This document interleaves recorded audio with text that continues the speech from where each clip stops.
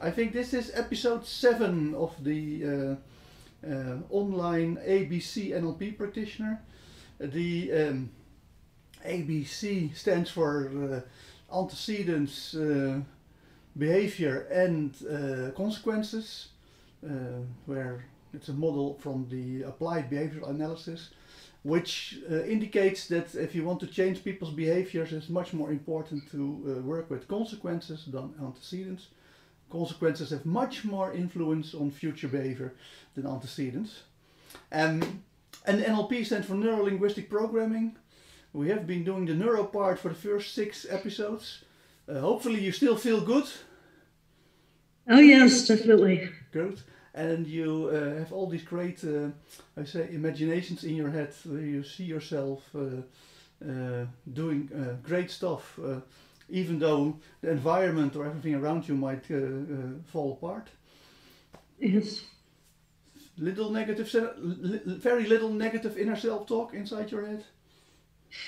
Yeah, so at least I've been able to catch it now. Okay. I've been able to pause and stop myself and rethink, and it has really helped me to review our previous episodes, being able to do the spinning feelings, the movie theater technique of replaying an image, and then decreasing that negative self-talk. It's been really helpful. Good. That's what we want to hear. And then we went on to help you make better decisions. Have you tried it out to see if you can come up to know beforehand if whether the decision is going to be a good or bad decision? Yes. I definitely have. Okay. Well, it seems to be working. And last time we did a 30-year plan, of course. It's only 1 week ago, so we're not expecting you to have your completed your complete 30-year plan. Also, I thought you have to write a couple of books in your 30-year plan, so that will be a bit much to ask for in 1 week. Have you forgotten it? That was also the assignment. I've tried to forget, but I feel like I've reevaluated and rethought the outcome in a way. That's as close as I've come to forgetting the plan, but I was thinking, one thing I said to Ben was, oh yeah, why do I have to wait until my 5th book to be successful when it could be my 4th book that becomes the bestseller? Like, I don't know if that counts as forgetting a plan, but well, that's not forgetting, but it is about improving your 30-year plan. And we get into probably a couple of months into feedback loops and how you can use feedback loops to improve things. I am trying to improve things as well by using a marker and a whiteboard. Ta-da! That's I try to do it with a PowerPoint presentation, but I didn't like it. I just like it to. I prefer to have actually a flip chart. That's even better than a whiteboard. But I'll do it with the whiteboard. Okay. So far the neuro part of the brain, all the important. Oh, we also improved your self-image, of course, not to forget. Yeah. You still feel good about yourself? I've been doing my best. I've been a work in progress, but yes, for the most part, I'm feeling better. Good. That's what we want to hear. So we will switch now to the linguistic part of NLP. Using words. Often words are antecedents, so they have less impact on future behavior than consequences. Nevertheless, when you phrase and formulate your words very carefully, then you can get much more out of those antecedents than if you mean well but formulate badly. That's what most people do. They mean well, but they formulate badly, and then often you get a negative suggestion that actually achieves the opposite of what you want to achieve. So we want to have you formulate quite good in a way that helps people move towards their goals and their desires. So we're going to talk a lot about how language works, but there's an important part where language or communication is also a consequence, and that is when you either give feedback to someone, which is often a negative consequence, or when you give people compliments. So even there you can see that if you are good at formulating compliments, that they make much more impact on people than if you, I say, use these cliche-like compliments that people have heard 1,000 times before. But that's all about how to influence people. We're not going to start with that. We're going to start with something else, because there are two modes of communication. One mode of communication is what I call clarifying, and the other mode is influencing people.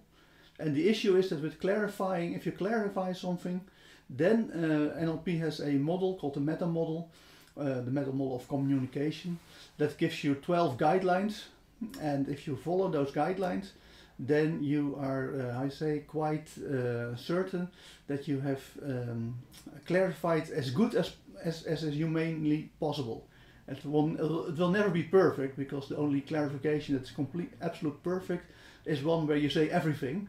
But of course, to say everything will take so much time that you probably die before you're at the end of the story. So we want you to be able to communicate and live.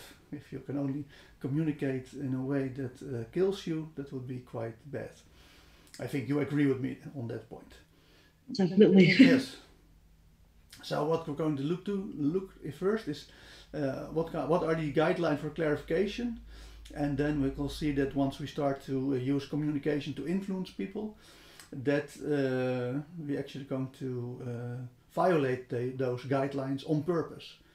So we consciously choose to violate them when we influence people, but when we try to clarify stuff, then we follow those guidelines to prevent details being either generalized or distorted or deleted.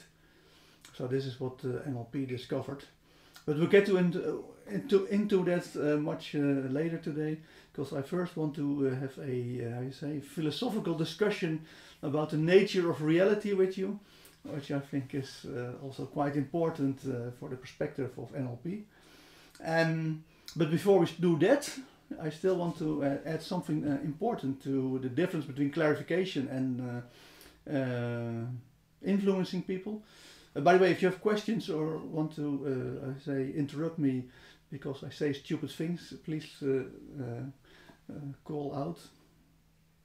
This is not the most general way of looking at things, but it is the correct way, which is also important.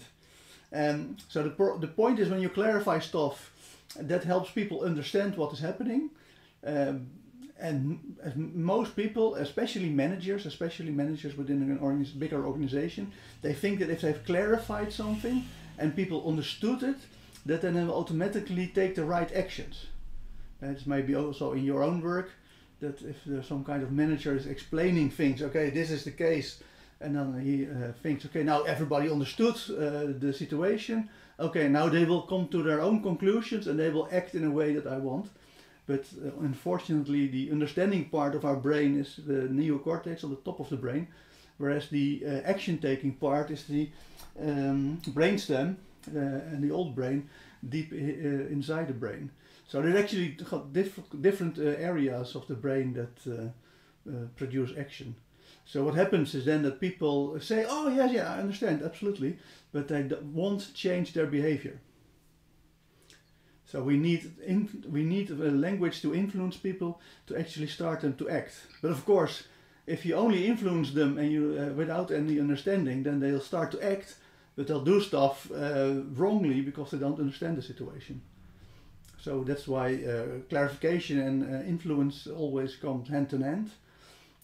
Whenever you want to influence people, it's often very handy to also clarify stuff. And when you want to clarify stuff, then it's often very handy to influence people to actually tell you what you want to know.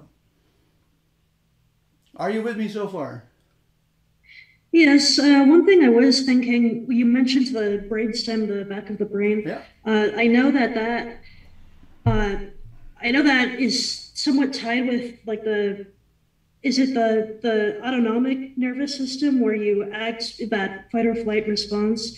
For example, if I'm reacting at work to something that is maybe something that takes me by surprise and I act out of instinct instead of knowledgeably, is that similar to what we're talking about with clarification here, where uh, if I'm acting on instinct as opposed to like a guideline, Right. is that a situation where I would want to clarify something? No, yeah, yeah. I don't.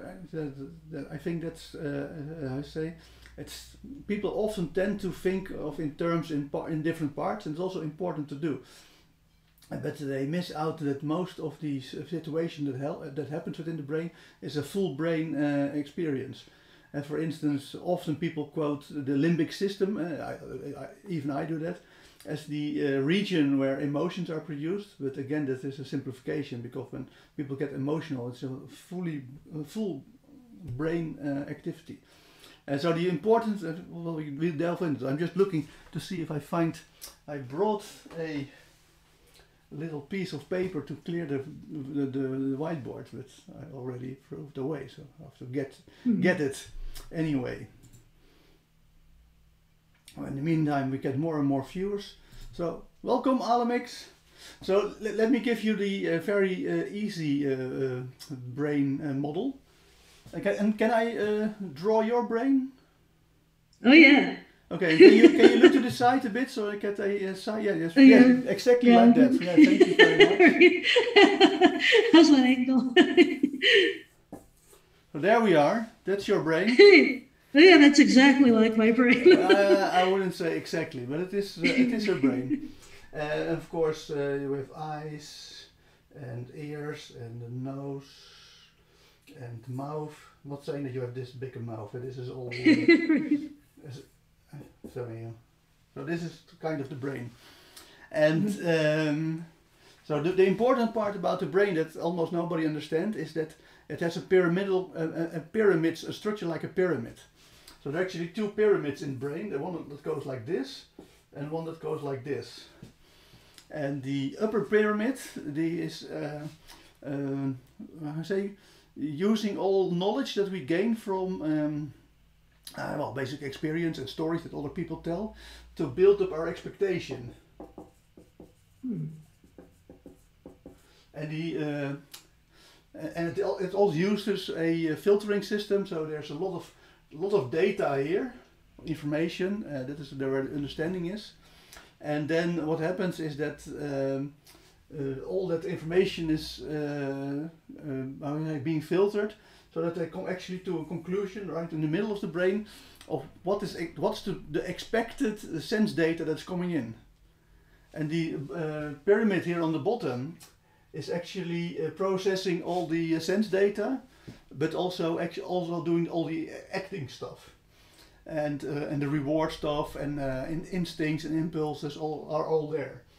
But that also is a filtering system in the sense that there's a lot of sense data coming in here, and it will be abstracted, and in the end there will also be a presentation. Okay, this is what we experience, and then the brain checks to see whether the expected experience is the same as the produced experience. So this is experience,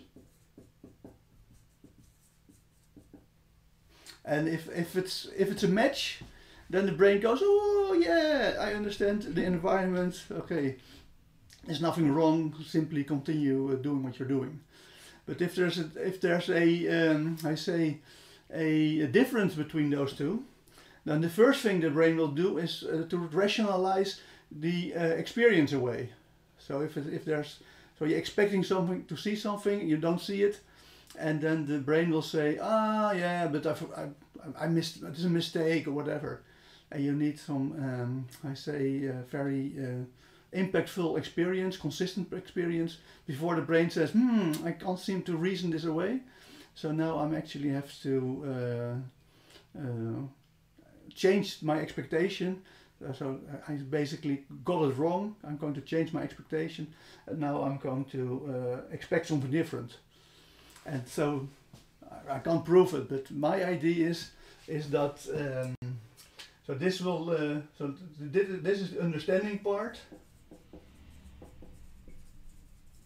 And this is the acting part.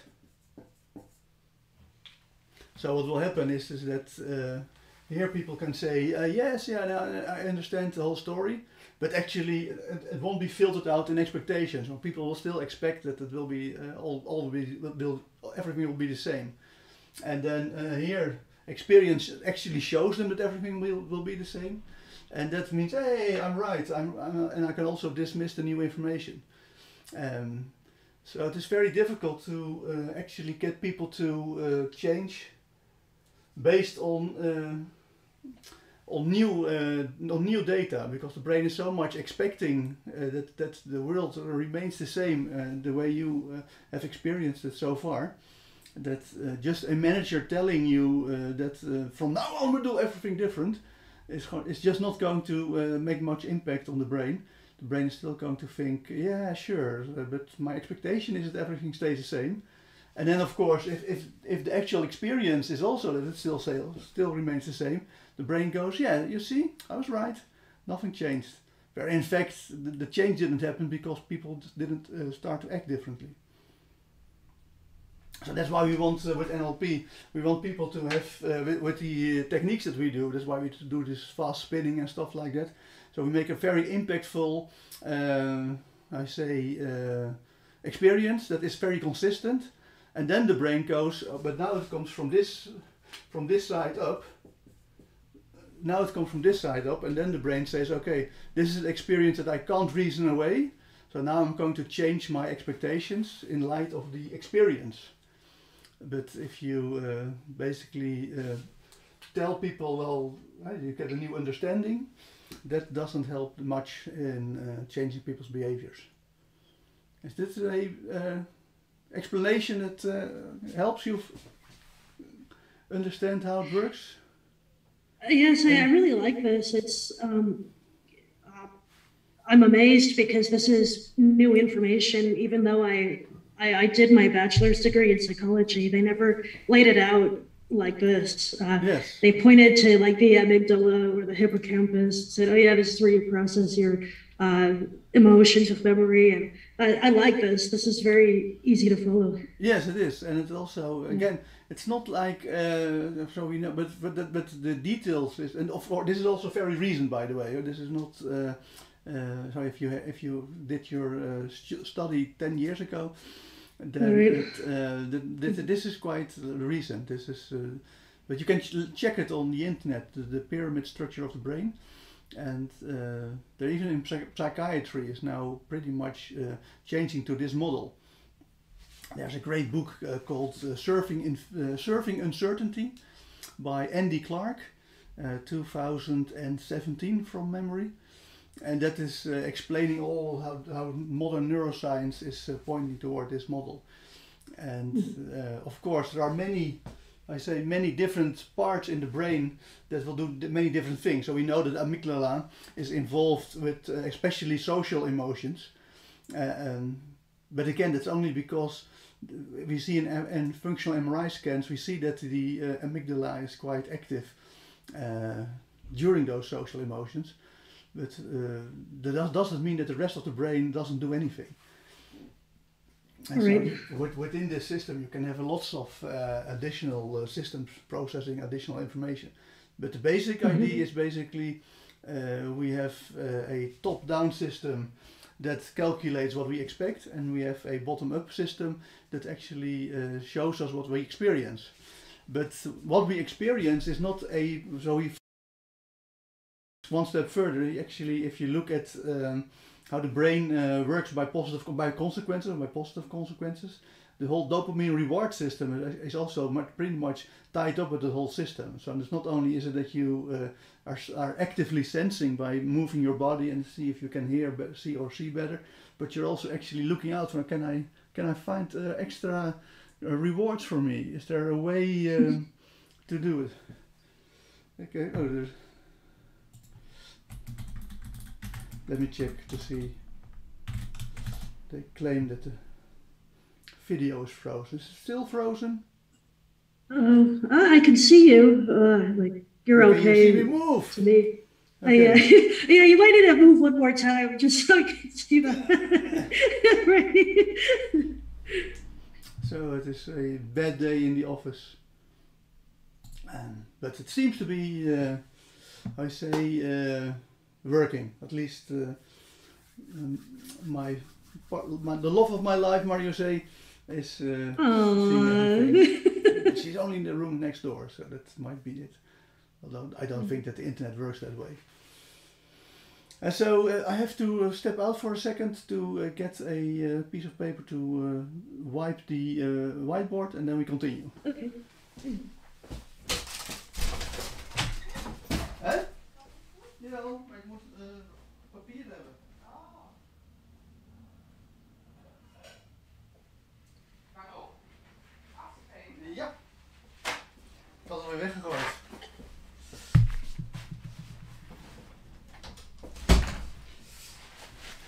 So, let's say goodbye to this.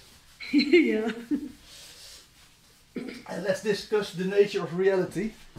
Because do you want to know the, I say, the big secret that the NL people in the 70s discovered, or actually learned from language philosophy? Oh yes, Okay. that's why I'm here. Good. So that's the difference between the surface structure and the deep structure. So they discovered that what people say is actually not what they say. The words are not the same as what the words are about. That sounds very obvious. But for instance, if you take the difference between saying I have a depression or saying too often I feel bad, those are different words, but they describe the same deeper structure. And it's actually, you actually have a choice whether you would describe yourself as as having a depression, or describe yourself as feeling bad for too long a period. So the surface structure, you can use different words to describe the same thing in the deep structure. So what is in the deep structure? In the end, in the deep structure, there is reality. And are you one of those people who think that you create your own reality? I do kind of. Yeah, I would say for the most part, I create my own reality. Okay, then I have bad news for you, because you can't create your own reality. You are a reality. So for me, a reality is that what resists your will. So you want to do stuff, and there is something that somehow not everything that you want to do or you are instantly able to accomplish. Right? Right. For instance, I would love to go to Mars, the planet, and then take a couple of rocks with me and then fly back to Earth.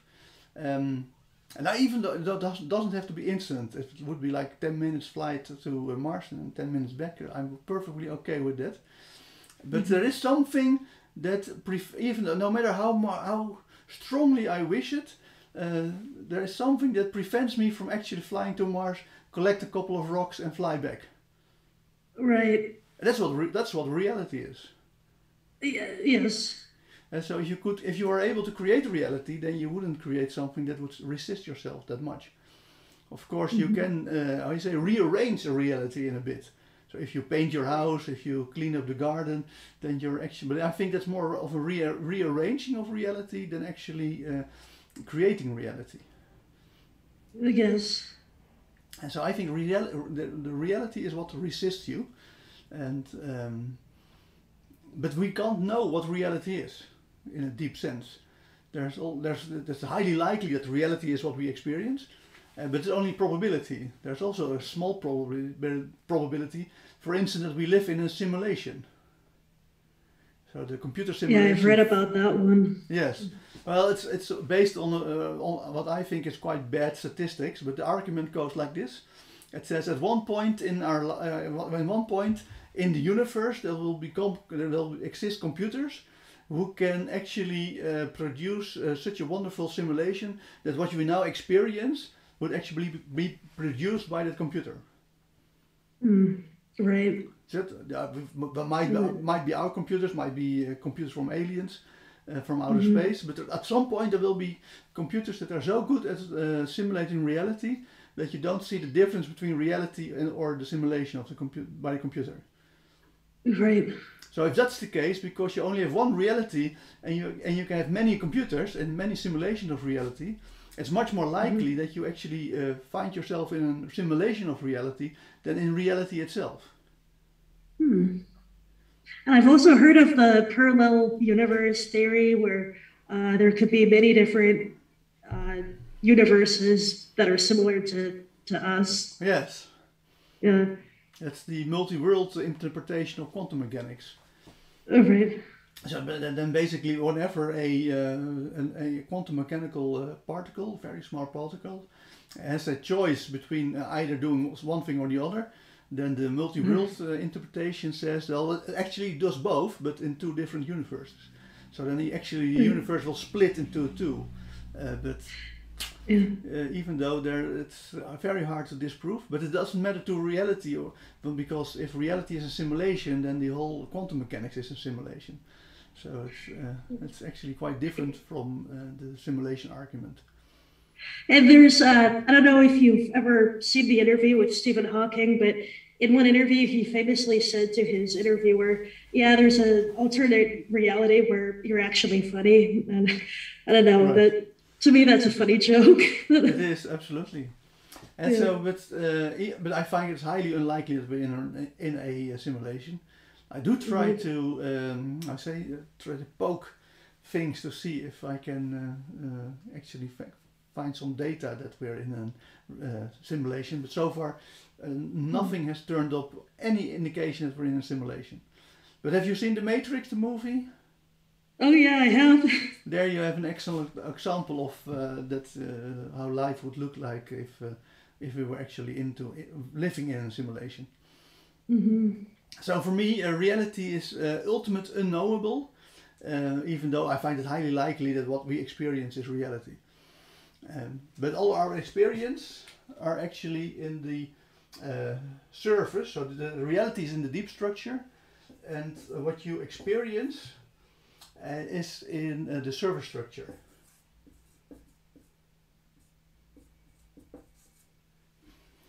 So I always draw this,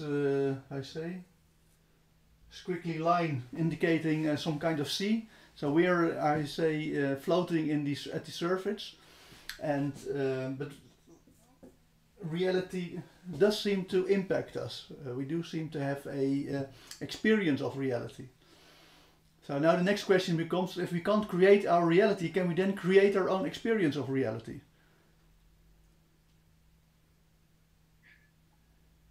Within our control, we can manipulate whatever we can that's within our control, but not necessarily the entirety of reality. Exactly. So you fell once for my trick question, and you're not going to fall for it again, I hear. Right. No. So you're indeed right. It's much easier, and it's one of the basic presuppositions of NLP. It's much easier to change the way you experience reality than reality itself. Nevertheless, it's also people overestimate it, or how much you can change your own experience of reality. And this is actually one of the, I think, the drawbacks of neuro-linguistic programming, because they are so much into this idea you create your own reality, and if not, then you create at least your own experience of reality, that they overlook the fact that we actually share a world with each other. You and I share a world, society at large shares a world, because I guess that you also see the world in 3D, right? Oh yeah. And in color. Oh, right. Yes, and no matter how hard you try, it's very hard to see it in 2D and in black and white. Oh, right. So in fact, this is often overlooked. Lots of what we experience is actually a shared experience, and but even then, it's still much easier to actually change the way you experience reality than reality itself. Yes. And we already discussed that sensing is a very active process. So it's not only that reality impedes us and that we are these passive receivers of signals, but actually it goes the other way around as well. So we actually I say, are able to engage with reality, even though we're never knowing it. So this is basically the experience. And here you can already see where miscommunication comes from, because your experience is of course different than my experience. I'm here the other person. We can talk about the same stuff, and our brains will associate the words that we use with our own experience, but people think that, okay, these words are universal. Surely Nora Lisa has the same kind of meaning that I have, but I overlook the fact that my associations and my way of using words is associated based on my own experience, rather than, and your experience might be quite different. So for that reason, there is already a big factor into miscommunication. Mm-hmm. So experience is the first way that we learn. The second way is actually by talking to each other, mm-hmm. which is a good thing, because now we can actually learn something without having to experience it. Marie-José always loves to bring me stuff that either tastes horrible or smells really badly. And then she comes, oh, you should smell this. This is such a bad smell. And I say, no, I believe you. I trust you. You have the experience. I learn from the story. I don't have to experience it myself. Right. So that is quite handy to be able to do that. So in fact, so we can, we already saw that we have two modes of operation. We can clarify stuff.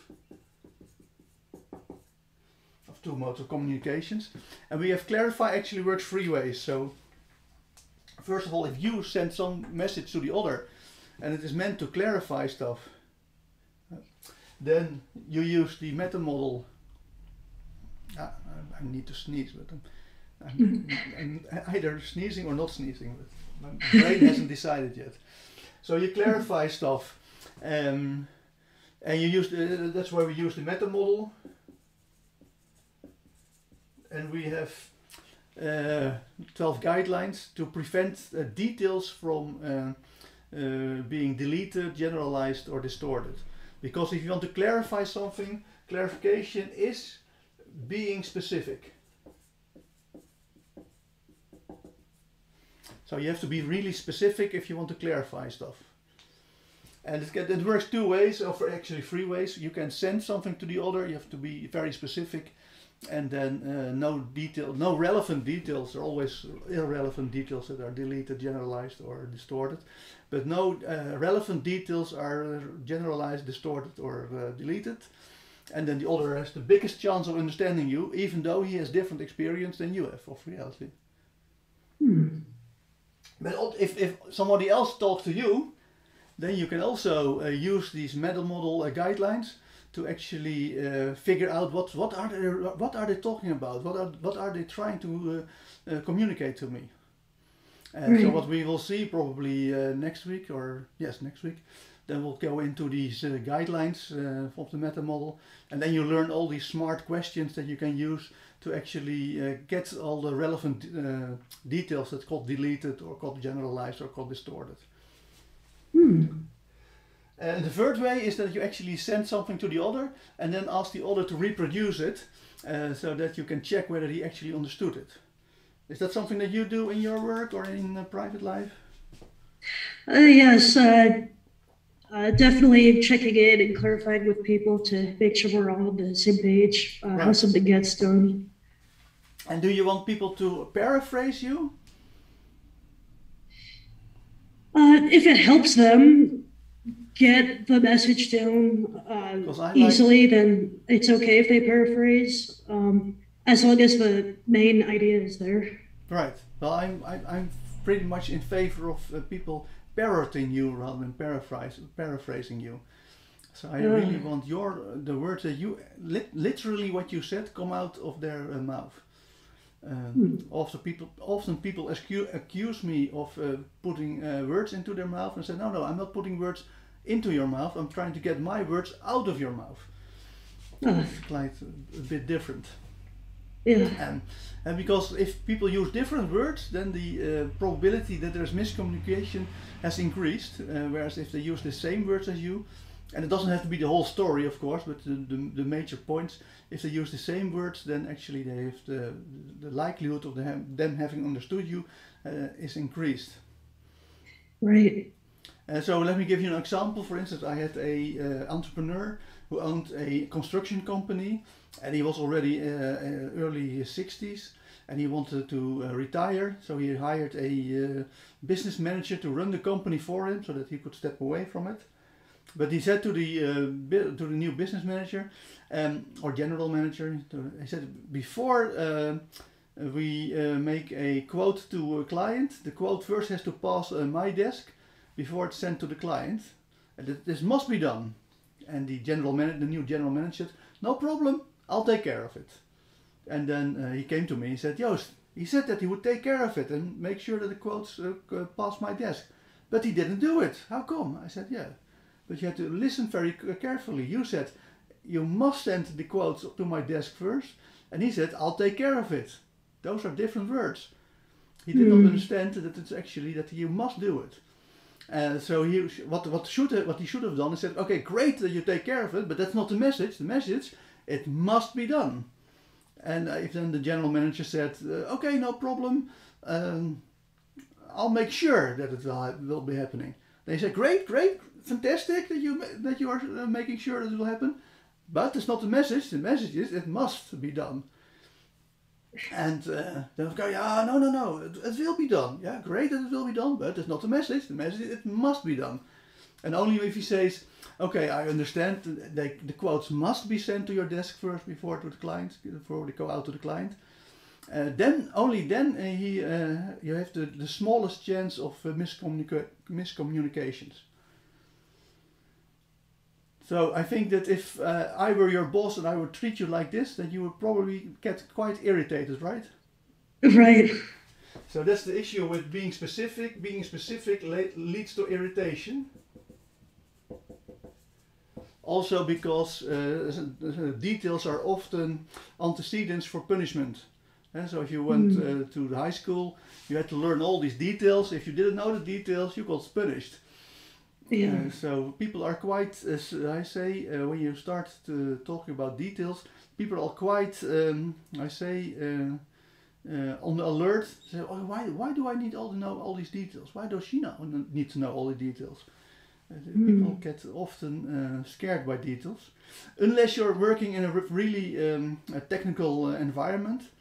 I just did a training program with people who were customizing all kinds of fans for police department and municipalities and stuff like that.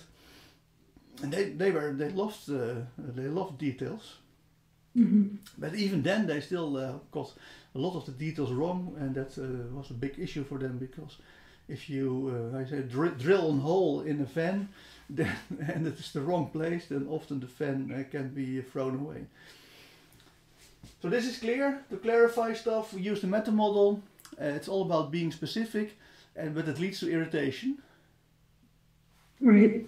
So the other thing is to influence people.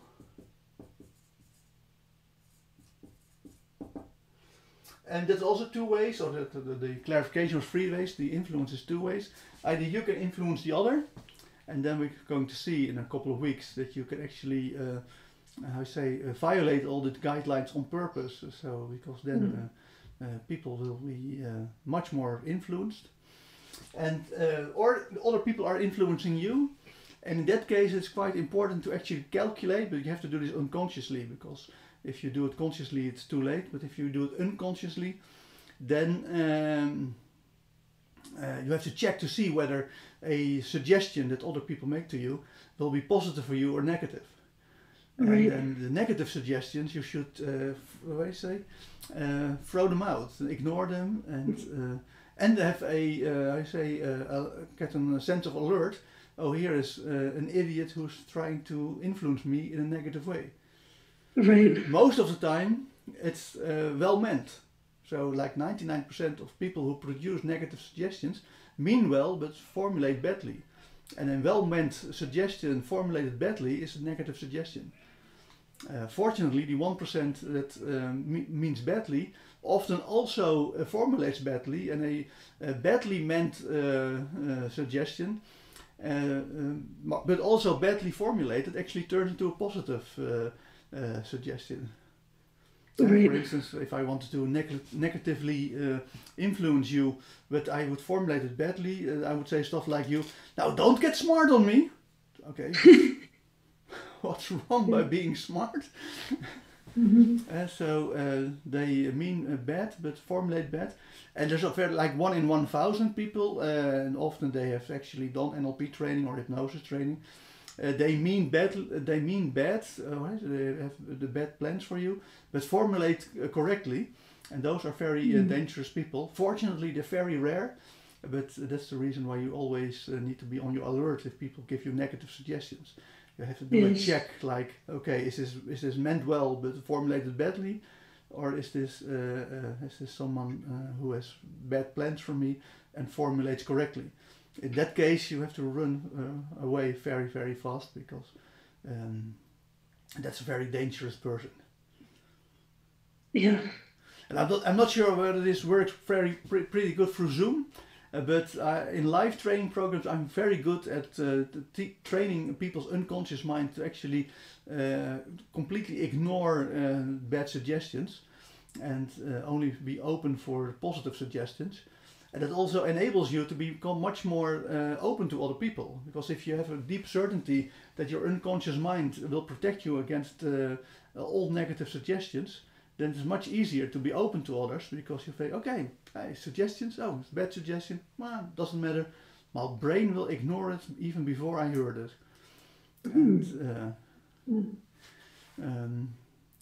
And if it's a positive suggestion, then you can, oh, you want to positively influence me, great.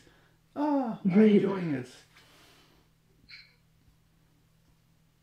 So I'm going to try to see if I can do it for Zoom, but it's Zoom is hard enough to do as it is, and we'll have to see and try whether that works. Otherwise, you have to come by in Amsterdam to do the training program. Yeah, that would be awesome. Unconscious mind is protected against negative suggestions. So where clarification is being specific and is irritating, then influence is actually influence is actually seemingly specific. So in the literature, it's often called artfully fake, but artfully fake is too much of a giveaway. So and I learned this from Ben. Ben always says that. If you try to influence someone and they know they're being influenced, it's second rank influence. And actually, if you want to try and influence people, you have to do it in such a way that they don't notice. So for that reason, it's very important to be seemingly specific rather than actually specific. But so I don't like the term artfully fake.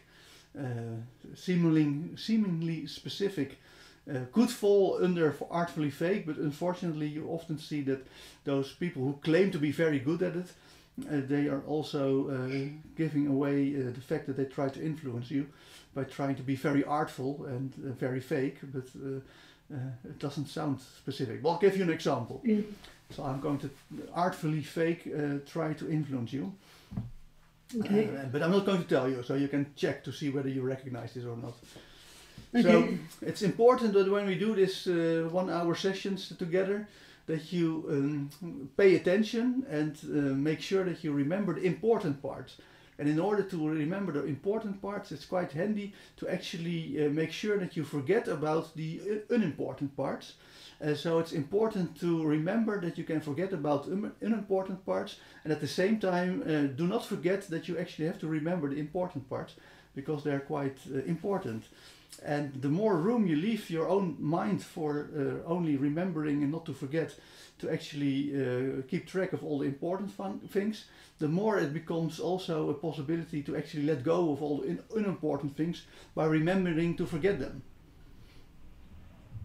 Did this make sense? It made sense, but it was a lot of words. Exactly. It was a lot of words. So that's the guy meant well, but he's actually trying something, and so this is what I call second rank influence, because okay, he's doing something weird. It might be well meant, it might be interesting, it might be anything, but there's something going on. But also, you had given me the heads up that you were going to try that. Yes, that I know. So Ben has a couple of remarks. I get the idea. Beautiful words of sense, like the TV show where the magician explains how an illusion works, only to fool you again. Yes.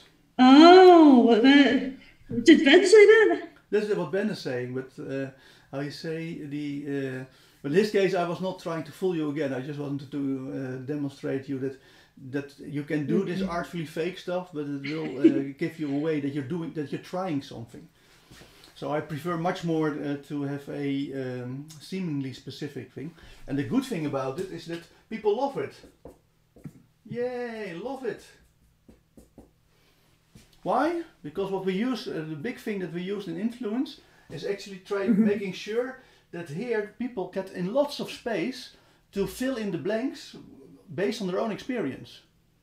Right. So what then happens is that they, rather than being forced to deal with all the details that in this case you would be sending to them, they get lots of space to fill in all the details automatically by their own experience. And that makes the story also sound really right, because now they go like, yeah, sure, this is how it is. This is how it is. No clue how come. How did the guy know this? But great.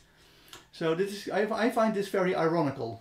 I love irony, and there's actually one of my favorite philosophers, Richard Rorty, has written a book about irony, solidarity, and something else. But he has this ironic attitude to life, that you stand for your principles, even though you know you can't prove your principles in a really hard way. But what is ironic about communication is that the most pure, most the least manipulative, the most ethical way of communicating, at the same time is the most irritating. People, you can do it, but people find it irritating. So they say, yeah, but I'm so pure and ethical in my communications. Yeah, sure, but we're irritated by it. There's just too much details. Whereas the manipulation communication, communication to influence people, the unethical way of communicating, people love that. They go, oh, Joost, now you're talking, now you're making sense. Please continue on this way. And so that is a really ironic way of how our brain is wired. Yeah. Which is important. So we know that,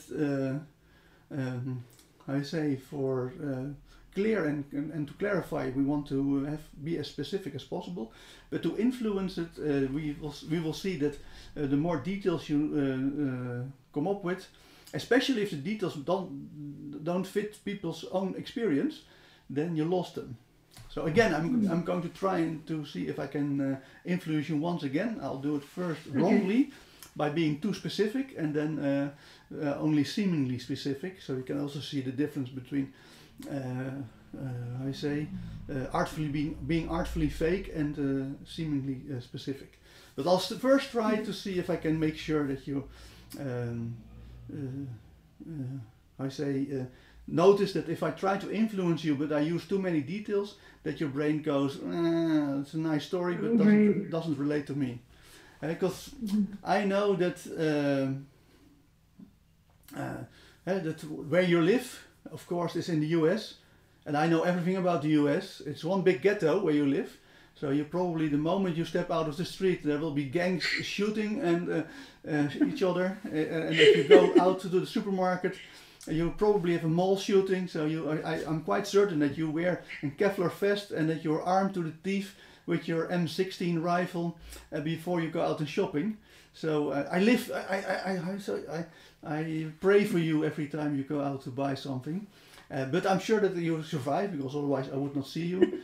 And the moment you get back at home, of course, you have barricaded your door with all these locks. I see them always in all the US movies.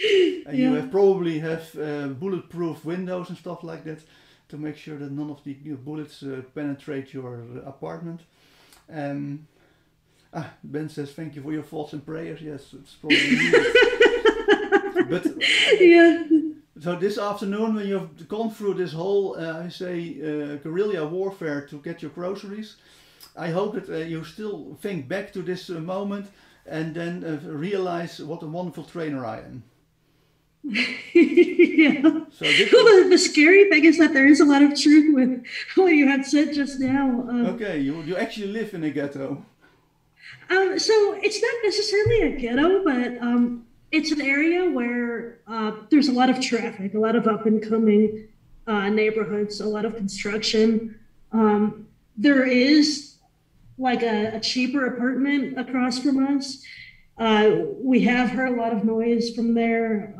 They're not very good at with their noise ordinances, and I feel like that building across from us brings a lot of the negative traffic.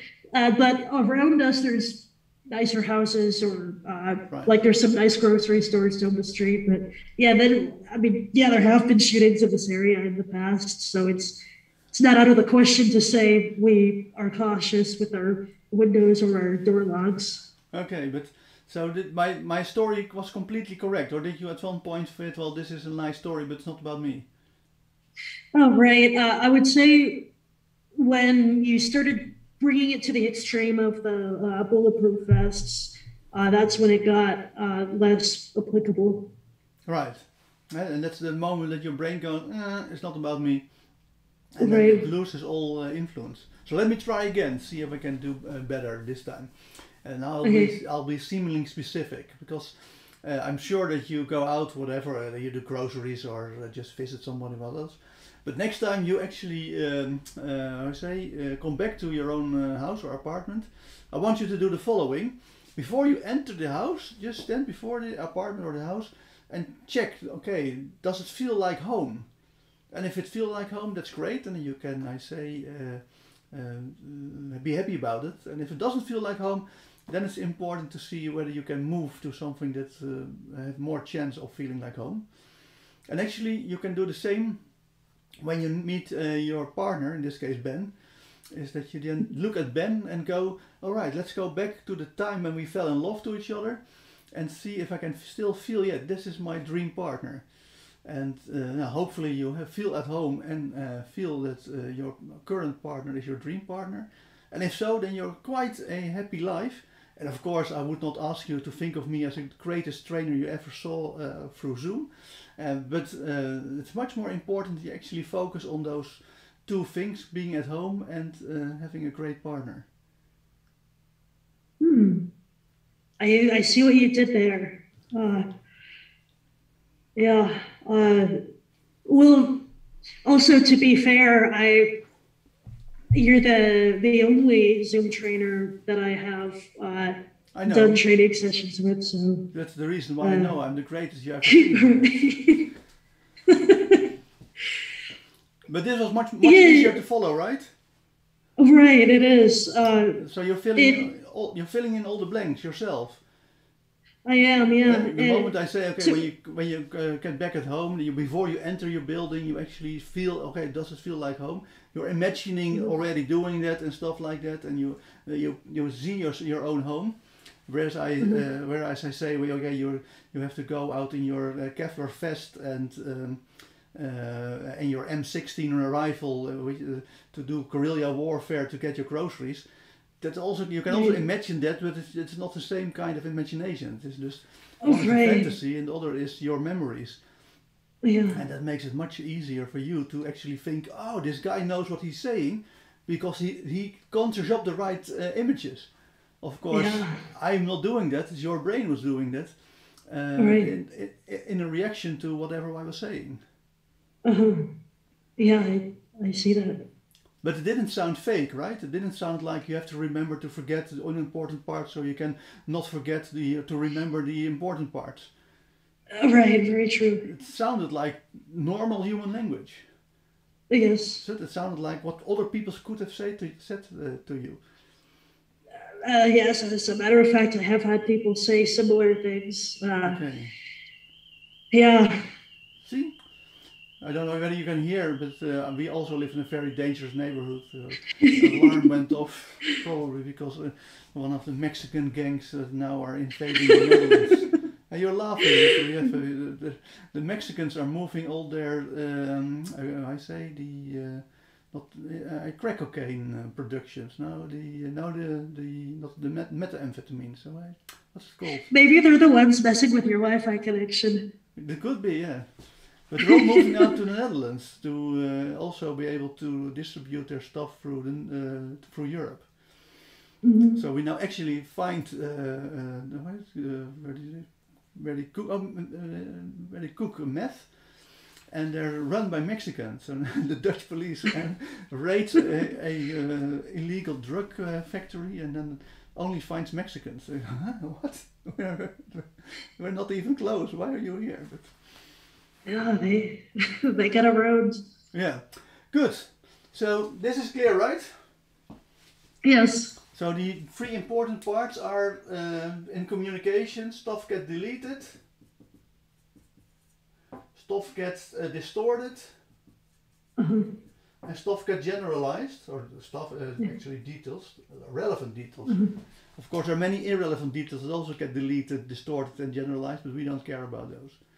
But the interesting part, and then we're done for today, is that actually in our experience it's the same. In our experience, also all kinds of stuff gets deleted. For instance, we don't see infrared, we don't hear ultrasound sounds. So there's a lot of information in the world around us that we don't actually pick up on, and that our brain actually, or sometimes it actually enters our brain, but our brain deletes it. Of course, there's also a lot of stuff that this gets distorted, because quite certain that if you see this one, that you think, oh, that's a black pen, right? With a black marker. Right. But that's already distortion, because actually, of course, what you see is something very uniquely, and your brain is generalizing. It's also the generalization part. Yeah. So even though it's in language that we delete and distort and generalize relevant details, it's actually also in the way our brain works. Our brain is basically deleting and generalizing and distorting all kinds of stuff. So that's the reason why I think that the guidelines that we'll get into next week are not only guidelines for communications, but actually also guidelines of how your brain processes all kinds of data structures. Okay, I look forward to it. Good. And today was a philosophical intermezzo. Next week we'll go back into practical stuff, and then we'll go through all the language patterns and see how you can use them to clarify stuff. Any questions so far? No, today was great. Thank you. Normally this is the day that people hate. They go, Joost, when do we get into the real stuff that we can use? Well, you keep it interesting with, I don't know, I'm thinking to myself of the people who have deceived me in the past, and yeah, things kind of make sense now. Good. Yeah. Well, Ben is also happy. I'm happy when Ben is happy. Oh. Good. Then we're done for today, and we'll see you next week. Next week I will be very tired, because then I've done a 3-day training program. Oh wow! Friday, Saturday, and Sunday. But it has been NLP Magic. NLP Magic is my magic course. So we'll still have a couple of minutes. It's just such a good story. I actually was asked by German magicians. They have a German magical society. It actually was started in the 1900s. They were suppressed by Hitler during the Second World War, and now, but they asked me, can you come and do a NLP practitioner course for magicians? I said, sure, that sounds great. And I've always been interested ever since I was 17. And So actually, what I did was send out a newsletter to the people I trained to be an NLP master practitioner, and said, well, I'm going to do a practitioner course for magicians, which will be very interesting. If you want to join us, because hopefully they'll say a lot of things about magic. And as it happens, there was not a single German magician signed up for this stuff. And so I had the whole room full of master practitioners who knew already everything about NLP, but very little about, or nothing, but who knows about magic nowadays? Nothing about magic. So then I turned it around and said, okay, well, the idea was to do NLP for magicians, but let's turn it around and do magic for master practitioners. So this actually has turned out in a 6-day course where we do all the secret rituals that white men have done for the past 1,000 years in Western Europe, thinking that they can talk to God and stuff like that. And I found that if you hypnotize people, put them into a deep hypnotic trance, and then do the rituals, that it's much easier to have all the spiritual experiences that all the famous mystics write about. So that's what we're going to do next weekend. And the Sunday will be, and then we have done what I call hypno yoga. The whole. Do you know a lot about yoga? I've done yoga a few times, but I don't. The bodily stuff. Yeah, just a novice. Yeah, so there's something called Raja Yoga, which is the royal way of doing yoga. It has 8 different sections, and one of those sections is what we call asana. It's actually all the different poses. But there's also a kind of mindfulness part. So when next time I speak to you, then I will just have done that, and that is very. It's called mindfulness, but it should better be named mind emptiness, because it's a hypnotic procedure that we developed where we actually. I always say we basically nuke your conscious mind out of your system. So people get to experience something that feels like nirvana. We first make their body disappear, and then we make after the body has disappeared, we make their mind disappear. And so I will be in a great mood next week. That's what I'm trying to say. Oh yeah, that's great. And I have been looking at your other videos of NLP flicks, the ones that are everything else besides the Neurogram seminar. I've been learning a lot from watching all your other stuff. It's been really good. I think there are lots of a couple of videos on NLP Magic on the NLP Flicks, because I was just before the first lockdown. I was supposed to do a 6-day course on NLP Magic in Sweden, and then the lockdown happened, so we did NLP Magic through Zoom, which was terrible, but you can't do it anyway. So if you look up mindfulness in the search box of NLP Flicks, then you actually find the exercise I was just talking about. You can see. Oh, okay. I'll look that up. Whether you like it or not. Right. Good. Then I'll see you next week. Bye-bye. Bye. Thank you. And bye-bye. Bye.